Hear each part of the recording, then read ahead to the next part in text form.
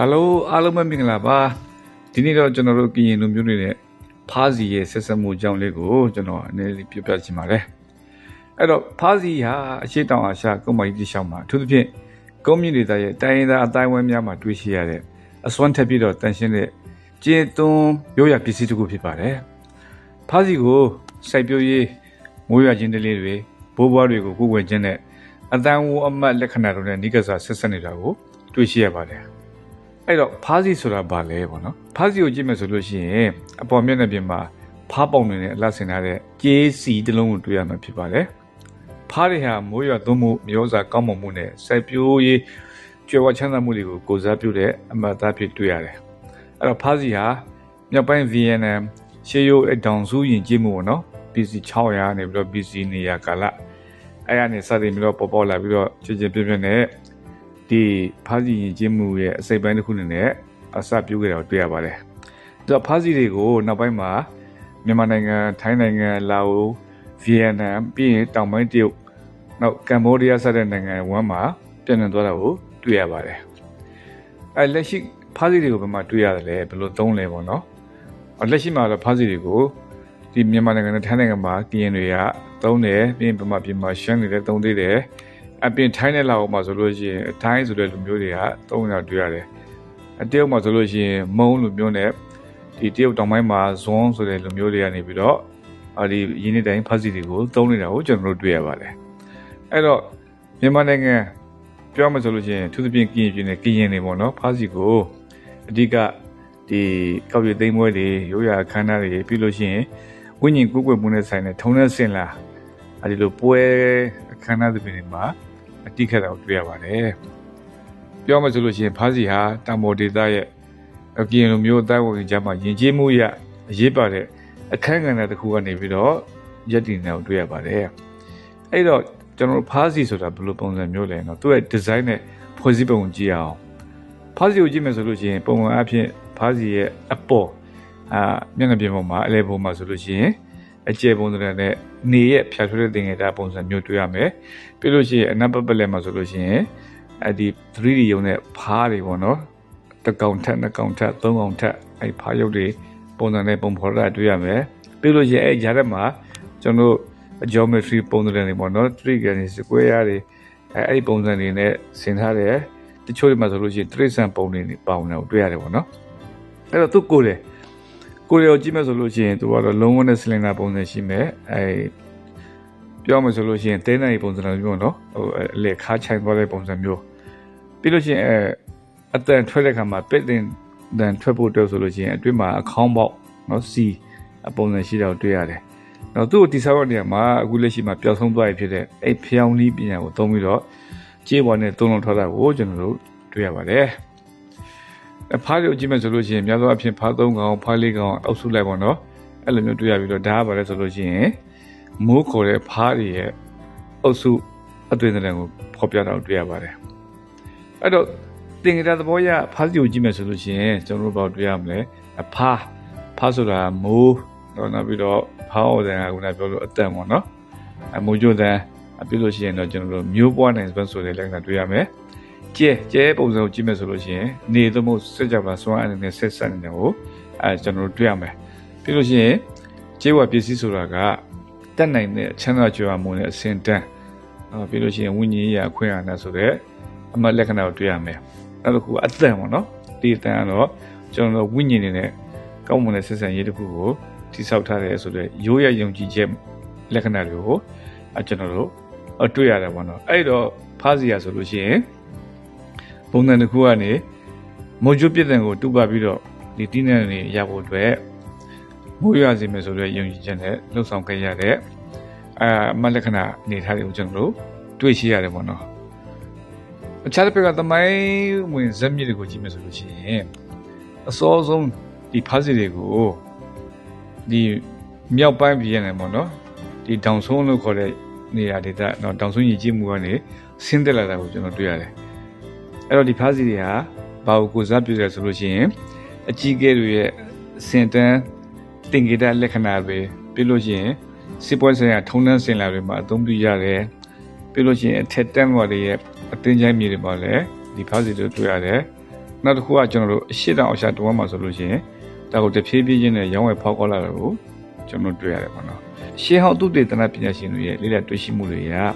ဒီအလားတူဖားစင်နဲ့တူတဲ့ဘုံတွေကိုထိုင်းနိုင်ငံမြောက်ပိုင်းလာအိုတရုတ်နိုင်ငံတောင်ပိုင်းပြီးလို့ရှိရင်ကျွန်တော်တို့ဒီဗမာပြည်မှာလက်ဒီကရင်လူမျိုးစုတွေအများစုနေထိုင်တဲ့ဒေသတွေမှာတွေ့ရှိရတယ်ပေါ့နော်ဒီတော့ထုံနှန်းစင်လာတဲ့လူမှုရေးအရေးပေါ်မှုကိုကြည့်မယ်ဆိုလို့ရှိရင်ဒါကအကရင်တွေကဒီဖားစီကိုများသောအားဖြင့်ရွာလူကြီးတွေနော်တကြီးတွေကပိုင်ဆိုင်တယ်ပြီးလို့ရှိရင်ဒီမြင့်မြတ်တဲ့အထုံးမြတ်ထားတဲ့နေရာမှာတင်ဆက်ထားကြတယ်ပြီးလို့ရှိရင်အခမ်းအနားနော်ဒီအရေးကြီးတဲ့အခမ်းအနားတွေမှာတိခတ်တာကိုတွေ့ရတယ်ပြီးလို့ရှိရင်နေရာဖြစ်ပေါ့နော်ဝိညာဉ်ရေးဒီ spiritual တန်ဖိုးတွေနဲ့ဆက်ဆက်နေတဲ့အနေအထားတစ်ခုကိုဖော်ပြနေတာကိုတွေ့ရတယ်တချို့တော့တိုင်ဝမ်တွေမှာဆိုလို့ရှိရင်ဒီဖားစီကိုမလေးမစားလုပ်ပြီးတော့အပြစ်ပြုမိမယ်ဆိုလို့ရှိရင်ဒါကန်ဆယ်မိုးမအောင်ကြာနိုင်နေဆိုတဲ့အယူဆတွေလည်းရှိခဲ့ကြတယ်အဲ့တော့ဖားစီနဲ့ကြံတဲ့ဘုံတွေရဲ့ကွာခြားချက်ကိုကျွန်တော်ချက်ကြည့်ရအောင်ပေါ့နော်ကြေးကြီးတွေကိုအများကြီးအခက်အခဲမှာတိဆောက်ခဲ့ကြတယ်ပေါ့နော်ဒါပေမဲ့များသောအားဖြင့်သူတို့စီမှာဖားပုံတွေမပေါ့ပေါ့နော်အဲ့တော့ဒီစီကြတော့ဖားပုံမှာတော့ကြောင့်ဖားစီလို့ခေါ်ကြတာပေါ့နော်သူ့ကိုအများဆုံးတွေ့ရတာကတရုတ်ပြည်တောင်ပိုင်းရဲ့ပြီးလို့ရှိရင်ထိုင်းရဲ့မြောက်ပိုင်းတွေမြတ်ပြည်နယ်စပ်ဒေသတွေဒီဒေသတွေမှာအများအပြားပြန့်နေတာတွေ့ရတယ်ပြီးလို့ရှိရင်ခုနကကျွန်တော်တို့ပြောတဲ့မြောက်ဗီယက်နမ်မှာတွေ့ရတဲ့အဲ့ဒီတောင်ဆုံးအဘုံတွေမှာဆိုလို့ရှိရင်ဖားစီစပေါ့နော်လှေပုံတွေစစ်တဲ့ပုံတွေငှက်ပုံတွေနဲ့ပုံစံထွန်းထွက်တာကိုတွေ့ရတယ်အဲ့တော့ပြောင်းလို့ဆိုလို့ရှိရင်ဒီနေ့အဖြစ်ကျွန်တော်တို့ပြည်ရင်တွေမှာတွေ့ရတဲ့ဖားစီနဲ့ပုံစံအနေငယ်ကွဲပြားမှုရှိနေတာကိုကျွန်တော်တို့တွေ့ရပါတယ်ကျွန်တော်တို့ပြည်ဖားစီကတော့ရှင်းပါတယ်သူ့ရဲ့ရည်ရွယ်ချက်ကတော့အဓိကတော့ဒီမိုးရွာခြင်းနဲ့ဆက်ဆက်တဲ့ဒီလယ်သမားတွေရဲ့အလေးထားပုံစံနဲ့အဓိကနီးနွယ်တယ်ကိုကျွန်တော်တို့တွေ့ရမယ်ပေါ့နော်ဒီနေ့ခင်ယဉ်ကျေးမှုကိုကြည့်မယ်ဆိုလို့ရှိရင်ဖားစီတွေကိုဘယ်နေရာမှာတွေ့ရမလဲဖားစီတွေကလူလူတွေထဲမှာ community ထဲမှာတိတ်မရှိတော့ဘူးညသောအဖြစ်ကျွန်တော်တို့ဖားစီတွေကိုပြတဲ့ထဲမှာပဲတွေ့ရတော့မယ်ပြီးလို့ရှိရင်အမျိုးသားနဲ့ဆိုင်တဲ့ပွဲတော်တွေမှာတစ်ခါထုတ်ပြီးသုံးတာကိုတွေ့ရမယ်ပြီးလို့ရှိရင်ဌာနေတိုင်းသားတွေရဲ့အမတ်လက္ခဏာတစ်ခုနဲ့ပြရုပ်တစ်ခုလိုပြစားတာကိုတွေ့ရမယ်ဆိုတဲ့ဒီလိုမျိုးယဉ်ကျေးမှုဆိုင်ရာအထုံးနှံစင်လာအနေနဲ့ပဲကြံရှိခဲ့တာကိုကျွန်တော်တို့တွေ့ရမယ်ဘယ်လိုပဲဖြစ်ဖြစ်ဖားစီဟာကျွန်တော်တို့ဒီအရှိတောင်အာရှကုန်းမြင့်ဒေသမှာနေထိုင်တဲ့လူမျိုးစုတွေရဲ့အမွေနဲ့အရေးကြီးတဲ့သင်္ကေတတစ်ခုဆိုတာကျွန်တော်တို့ညင်းပြလို့မရပါဘူးဖားစီကိုပြောမှဆိုလို့ရှိရင်ဖားစီရဲ့ထူးလို့ပုံပေါ့နော်အဲ့ဒါကိုကျွန်တော်တို့နည်းနည်းလေးလေ့လာကြည့်ကြအောင်ပေါ့နော်တော့ဖားစီဟာကျွန်တော်တို့ဒီအရှိတောင်အာရှဒေသမှာစာကလေးကဒီကျေးသုံးကိရိယာတစ်ခုနဲ့စာပြီးအသုံးပြလာတယ်ဖားစီတစ်ခုကိုစာပြီးလို့မှဆိုလို့ရှိရင်အရင်ဆုံးသူတို့ကဒီဇိုင်းတွေဆွဲရတယ်ပေါ့နော်အဲ့မှာဘုံရွယ်စာအမြင့်အချင်းဘယ်လောက်သတ်မှတ်မလဲပြီးလို့ရှိရင်မျက်နှာပြင်ပေါ်မှာဘာပုံတွေကိုအထွင်းထူးမလဲပေါ့နော်ဖားပုံတွေကျဲပုံတွေအစဝဲပုံတွေစားတာတွေကိုသူတို့လုပ်ရတယ်ပြီးလို့ရှိရင်ဒီအလေဘဟုမှာကျတော့ခေါင်းမုံကြီးဖြစ်အောင်သူတို့ကဒါကိုတိဆောက်ရတာပေါ့နော်ပြီးလို့ရှိရင်ဒါကိုဒီဖြောင်းမော်တယ်ပေါ့နော်ကျွန်တော်ပြတ်တဲ့ပုံစံလုပ်ပြီးတော့ဒီပုံစံကိုတိတိကျပုံဖော်မယ်ပြီးလို့ရှိရင်အပေါ်မှာဖားပုံတွေလိုအပ်တဲ့ပုံစံတွေကိုသူတို့မိုးပေါ်မှာတိတိကျကျပုံစံလေးတွေဖော်မယ်ဖားစီပုံစံရဲ့ပုံသွင်းခြင်းကိုသူတို့ဒါပုံစံတက်မှတ်မယ်ပေါ့နော်အဲ့နောက်မှာဆိုလို့ရှိရင်ကျွန်တော်တို့ရှင်စည်းတွေနဲ့သူတို့ကရှုံးမှုပုံစံလုပ်မယ်အဲ့မှာအဲ့ပုံမှာရှုံးနေတဲ့နေကြီးနဲ့တဲနဲ့ရောဆက်ပြီးတော့အလော်လာသူတို့ကအဲ့ဒါကိုလိမ့်ချမ်းမယ်ပြီးလို့ရှိရင်အပြင်ဘက်မှာဆိုလို့ရှိရင်ထူထူထဲထဲဖြစ်အောင်သူတို့လုပ်မယ်ပြီးရင်အဲ့ဒါကိုချောင်းအောင်လုပ်မယ်အထဲထဲမှာပေါ့နော်ဒီကြေးသွင်းတဲ့ခါမှာကြေးတွေစီးဝင်နေမှုတွေသူတို့လက်ညောင်းလေးတွေကိုသူတို့တိဆောက်ပေးထားတယ်ပေါ့နော်ပြီးလို့ရှိရင်သူတို့ကဘာလုပ်မလဲဆိုတော့ဒါကိုဒီခုနလောက်ထားတဲ့မိုးမလို့မိုးပုံစံကိုသူတို့ကမီးပူပေးပြီးတော့ပုံစံကိုပေါ်အောင်လုပ်မယ်ပြီးလို့ရှိရင်အထဲမှာရှိနေတဲ့ခုနဒီဘုံခေါင်းပေါ့နော်အဲ့လိုနေရာကိုသူတို့ဖော်ထုတ်မယ်နောက်ပြီးလို့ရှိရင်နောက်ဆင်းမှာဆိုကျွန်တော်တို့ဒါကိုကြေးရည်သွင်းတော့မယ်နော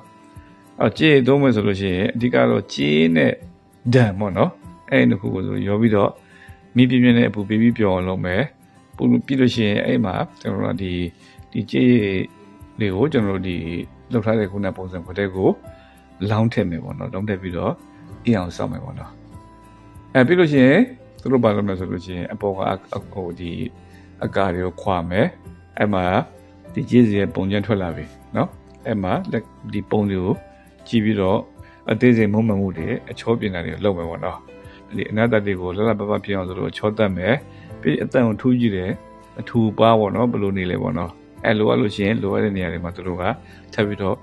a poorer, a Pamamuli, not Lome, the chosen regime, passing at Webido, a posarali one, like anybody tell you just throw, look jammy one. I don't pure resolution. Dear Gada, Mel Vienna one, Malode, Pazzi. Tell me, not by my lord. Tiopi down my resolution, Pazzi, Jibina put to the Gajado. Did Tiopi down by the Pazzi system with Gia? Oh. A deal like down by to the Billy Quangina, the unit binary resolution. The Pazzi told the Digania, if you like go, to the other. Tametrua, to the one, but the mother of Vienna. Okay. အဲ့တော့ဒီမှာအဓိကဒါကိုလုပ်တဲ့လူတွေကဘာလို့လဲနော်တရုတ်မှာဆိုလို့ရှိရင်အဲ့ဇွန်လူမျိုးတွေနဲ့ထိုင်းစကားပြောတဲ့တရုတ်ပြည်ဘွားလူမျိုးစုတွေကိုကျွန်တော်တို့တွေ့ရတယ်အဲ့တော့ရှင်းအောင်သူတည်တဲ့ပညာရှင်တွေကဒီကြီးစီတွေကိုဒီမှာအများဆုံးတွေ့ရတယ်ဆိုတော့ဒီကွန်ကြီးနဲ့ယူနန်ပြည်နယ်တွေမှာအများဆုံးတွေ့ရတယ်နော်အနောက်ပိုင်းဘုံပုံစံတွေမှာကနော်ဖားစီဖားပုံတွေလည်းပါမယ်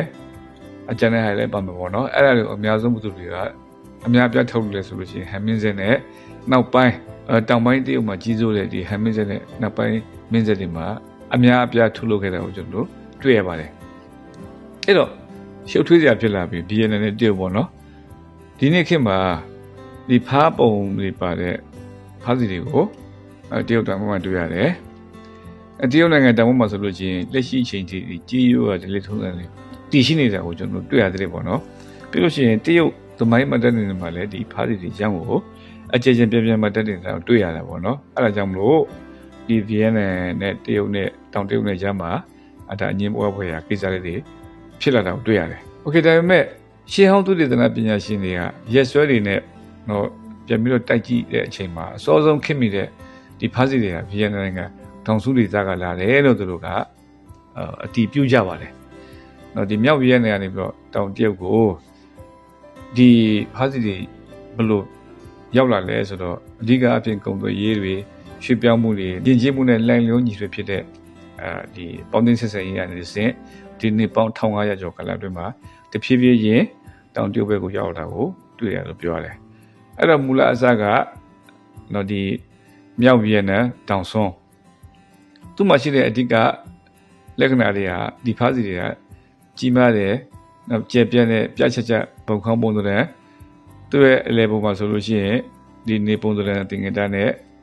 ပြီးလို့ရှိရင်ကျန်တဲ့ပုံစံတွေမှာဆိုလို့ရှိရင်လှေပုံတွေစစ်တဲ့ပုံတွေငှက်ပုံတွေထွန်းရတယ်ပြီးတော့ဂျော်မော့စ်အဲ့ပုံစံတွေထရီဂန်တွေဆက်ဝိုင်းနေနော်စကွဲပုံတွေပါမယ်ပြီးလို့ရှိရင်သူတို့ကိုတိဆောက်တဲ့ကြီးအည်သွေးရကောင်းအောင်တွေ့ရတယ်ပေါ့နော်တော့အဲ့ဒီဖားစီတွေကိုပညာရှင်တွေအဲ့ဒါကိုဟက်ကာနော်အမျိုးအစား type 1ဖားစီတွေအနေနဲ့သူတို့ကအမျိုးအစားခွဲပြီးတတ်မှတ်ပေးတယ်ပေါ့နော်သူတို့ရဲ့အဓိကရွေးချက်ကဘာအတွက်လဲဆိုလို့စိုက်ပျိုးရေးမြေဩဇာကောင်းမှုနိုင်ငံရေးဩဇာတရားမှုပြီးလို့ရှိရင်ဒီရေချောင်းသွားလာမှုတွေမှာဒါအမတ်တင်ကြတဲ့တစ်ခုတည်းနဲ့ဒီလိုဆက်ဆက်ပြီးတော့ဒီကုံသွေးကရှိတဲ့ရိုးကဒလိအမတ်လက္ခဏာတစ်ခုနဲ့တတ်မှတ်ခဲ့ကြတယ်ဟုတ်ပြီအဲ့တော့ကရင်တွေနဲ့ဒီဖားစီတွေကဘယ်လိုဆက်ဆက်တာလဲဒီအောင်ပြောမှဆိုလို့ရှိရင်ကရင်တွေရဲ့အကြောင်းနဲ့ဖားစီရဲ့အကြောင်းနည်းနည်းပြန်ဆက်ဆက်ပေးရမယ်ပေါ့နော်အဲ့တော့ကရင်ဆိုတဲ့လူမျိုးနော်ကျွန်တော်တို့ကရင်လူမျိုးတွေကဒီနေ့ခေတ်မှာဆိုလို့ရှိရင်ကရင်ပြည်နယ်ကယားပြည်နယ်ရှမ်းပြည်နယ်ပြီးလို့ရှိရင်ဒီမြို့ဝကျွန်းပေါ်ဒေသမှာနေမယ်ထိုင်းနိုင်ငံမှာဆိုလို့ရှိရင်လည်းဒီထိုင်းနိုင်ငံရဲ့အနောက်ပိုင်းဒေသမှာနေထိုင်တဲ့လူမျိုးစုတစ်ခုနဲ့ကျွန်တော်တွေ့ရတယ်ဘာသာစကားနဲ့သမိုင်းဆိုင်ရာမူလအဆောက်ကိုပြန်ကြည့်မယ်ဆိုလို့ရှိရင်ကရင်ဘာသာစကားဟာစင်နိုတိဘက်တန်လို့ခေါ်တဲ့တရုတ်တိဘက်ဘာသာစကားမိသားစုကနေအဆင်းသက်လာတယ်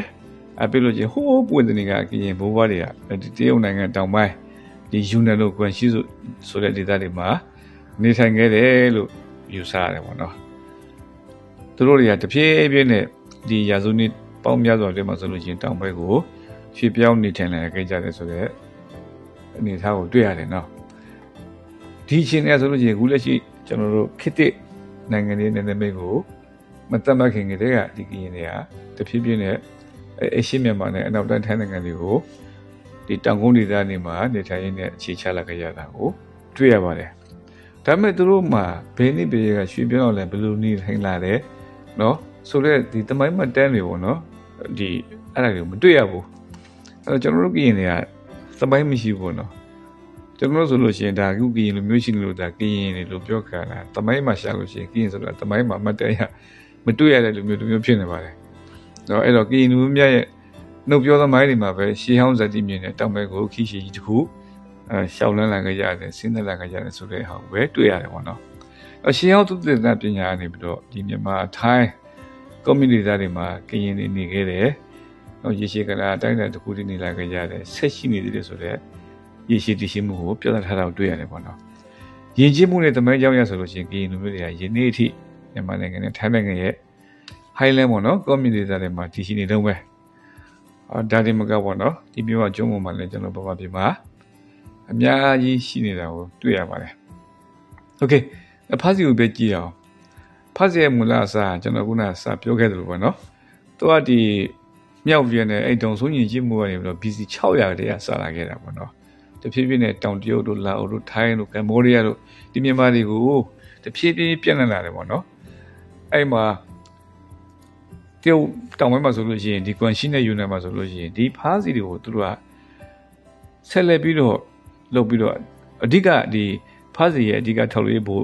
ဌာနဖြစ်လာတာကိုတွေ့ရတယ်။တနည်းအားဖြင့်ပြောမှဆိုလို့ရှိရင်ဒီဖားစီကိုလုပ်ခဲ့တဲ့ရှေးကရင်ပညာရှင်တွေဟာအဲ့တရုတ်ပြည်တောင်ပိုင်းမှာပဲနေခဲ့ပုံရတယ်ပေါ့နော်။ပေါ့ဆိုလက်ရှိကျွန်တော်တို့ကရင်တိုင်းသားဒီထဲမှာဒီဖားစီလုပ်တတ်တဲ့လို့ဆိုတာရှိကုန်မရှိပါဘူးကြားလည်းမကြားဘူးပေါ့နော်။အဲကြားဦးလည်းရှိတယ်ဆိုရင်လည်းဟိုပြောပြပါပေါ့ဒါအရင်ကြီးပါတယ်ဒါတကယ်တမိုင်းဝင်ကိစ္စတစ်ခုဖြစ်နေလို့ပါဖားစီကကရင်လူမျိုးတွေစီကဆင်းသက်လာတာလားတမိုင်းမှာတက်ရမှာတော့မတွေ့ရဘူးနော်ကရင်တွေဖားစီကိုသုံးလုံးတယ်လုပ်တယ်ဆိုတာမရှိဘူးဘယ်နဲ့မှမရှိဘူးရည်စရာပြောလို့ရှိရင်ကျွန်တော်တို့ကရင်တွေကကရင်မှာဆိုလို့ရှိရင်ကရင်ရက်ချဲတယ်ဆိုတာမရှိဘူးနော်ခေါင်ရည်ရကျန်တဲ့လူမျိုးစုမှာမရှိကရင်ခေါင်ဆိုတာမရှိဘူးအဲ့ဒါမဲ့ကျွန်တော်တွေ့ဘူးတဲ့အနေထားပြောမှဆိုလို့ရှိရင်ဘေးရွာကလှုပ်တဲ့အရက်တွေအကုန်လုံးကကရင်တွေတောက်ရတယ်လောက်ကိုမလောက်ဘူးနော်အရက်တောက်တဲ့နေရာမှာကရင်တွေကထိတ်တန့်ပြည့်တယ်လို့အခုကျွန်တော်တို့ဖားစီယဉ်ကျေးမှုမှာလည်းပဲအကျန်တဲ့ကဘာကျော်ယဉ်ကျေးမှုတွေသာပြောင်းသွားမယ်ပေါ့နော်ကျွန်တော်တို့ဖားစီယဉ်ကျေးမှုကတော့ကရင်တွေနဲ့အတူဆက်လက်ပြီးတော့အထင်ကြီးအကျဉ်းရှင်းနေတာကျွန်တော်တွေ့ရတယ်ပေါ့နော်အဲ့တော့ပြောမှဆိုလို့ရှိရင်ဖားစီကကရင်တွေရဲ့လူမှုစွာ original ပစ္စည်းမဟုတ်ပါဘူးဒီသူတို့ပြင်ပေါ့နော်ဒီရှစ်တောင်အရှာမှာရှိတဲ့ဒီယဉ်ကျေးမှုတွေမှာကြည်ကြင်ပြည့်ပြည့်စီးဆင်းလာခဲ့တဲ့ယဉ်ကျေးမှုသမိုင်းအမွေတစ်ခုအနေနဲ့ပဲကျွန်တော်တို့သိရပါတယ်အကင်းလေးဆိုလို့ရှိရင်တော့ဒီဖားစီကိုသုံးပြီးတော့ရိုးရဒလေးဘဝမှာသူတို့မုတ်ကောချင်းခန္ဓာတွေပြလို့ရှိရင်စပါးရည်သိမ့်ပွဲတွေပြလို့ရှိရင်တော့ကျွန်တော်တို့ဝိညာဉ်ကိုယ်ကွယ်မှုဒလေးတွေမှာဆိုလို့ရှိရင်ဒီဖားစီကိုကြည်ကြင်ပြည့်ပြည့်သုံးဝင်ကြတယ်အဲ့တော့ကရင်လူမှုအတိုင်းဝိုင်းတွေမှာဆိုလို့ရှိရင်ဒီဖားစီဟာဒေသန္တရအဓိပ္ပာယ်နဲ့ဝိညာဉ်ရေးရအရေးပါမှုတွေကိုဖော်ဆောင်ခဲ့တာကိုကျွန်တော်တို့တွေ့ရမှာပဲဒီနေ့ကရင်ကျင်းမှုပေါ့နော်ဒီနေ့ကရင်ကျင်းမှုမှာဖားစီကိုကျွန်တော်တို့ဘယ်လိုတွေ့ရလဲကရင်လူမှုအတိုင်းဝိုင်းတွေကြားထဲမှာဖားစီဟာမုန်းနဲ့ဆက်ပြိုးဆိုင်ရာမျိုးစွာကောက်မမှုကိုကုစားပြုတဲ့မလက္ခဏာတစ်ခုပြလို့ရှိရင်လူမှုအတိုင်းဝိုင်းကိုဟိုးရခင်ဘိုးဘွားတွေနဲ့ချဲ့ဆက်ပေးတဲ့ဒီပစ္စည်းတစ်ခုပေါ့နော်ပြလို့ရှိရင်တောင်တန်းဒေသနဲ့လက္ခဏာနဲ့ရိုးရဒလေးကိုကိုစားပြုတဲ့ဒီသမိုင်းဝင်ပစ္စည်းတစ်ခုအနေနဲ့ကျွန်တော်တို့တွေ့ခဲ့ရတယ်ဒီကြားမှာထည့်ပြောမှဆိုလို့ရှိရင်ယင်းနေ့ကျွန်တော်တို့ပြည်လူမျိုးတွေကဖားစီနဲ့ပတ်သက်လို့ဘယ်လိုလဲဆိုလို့ရှိရင်ဖားစီတွေ့လို့ရှိရင်ဈေးကောင်းရအောင်ရောင်းစားမယ်ထိသိမ်းမှုထက်ကိုအမြတ်ဆုံးရအောင်ပဲကြိုးစားနေရတယ်ပေါ့နော်ကိုလူမျိုးရဲ့ဒီသမိုင်းဝင်အရေးကြီးတဲ့ပစ္စည်းတွေကိုထိန်းသိမ်းတာတဲ့ကိုရိုးအမြတ်ဆုံးတဲ့ဒီအသုံးပြုဖို့ကြိုးစားနေတာကိုလည်းတွေ့ရပါတယ်ပေါ့နော်ဒါကစိတ်မကောင်းစရာအနေထားပေါ့လေနောက်ပိုင်းတွေ့ရတာကတော့ဒီဖားစင်တဲ့ကရင်ကျန်တဲ့လူမျိုးနဲ့ယဉ်ကျေးမှုတွေနဲ့ပို့ပြီးတော့အကြီးမားတဲ့သမိုင်းရဲ့မှတ်တမ်းတစ်ခုကြံခဲ့တာတွေ့ရတယ်ဘယ်လိုဖြစ်လာလဲဆိုတော့ဖားစီဒီကရင်ဒီဖားစီဆိုတဲ့အချက်ဖြစ်လာတာကိုတွေ့ရပါဘောနော်ဒီကိစ္စနဲ့ဆက်ဆက်ပြီးတော့ပြောစရာအကြောင်းအရာတွေ အများကြီးကျွန်တော်မှရှိပါသေးတယ်ဒါပေမဲ့ပြောမယ်ဆိုလို့ရှိရင်အချိန်လည်းမရဘူးပေါ့နော်ဖြစ်နိုင်လို့ရှိရင်တရားတွေကိုဆက်ပြီးဆွေးနွေးဖို့တရားတွေဆက်နေပြီးတော့လေ့လာဖို့အတွက်ကျွန်တော်တို့ကရင်လူငယ်တွေ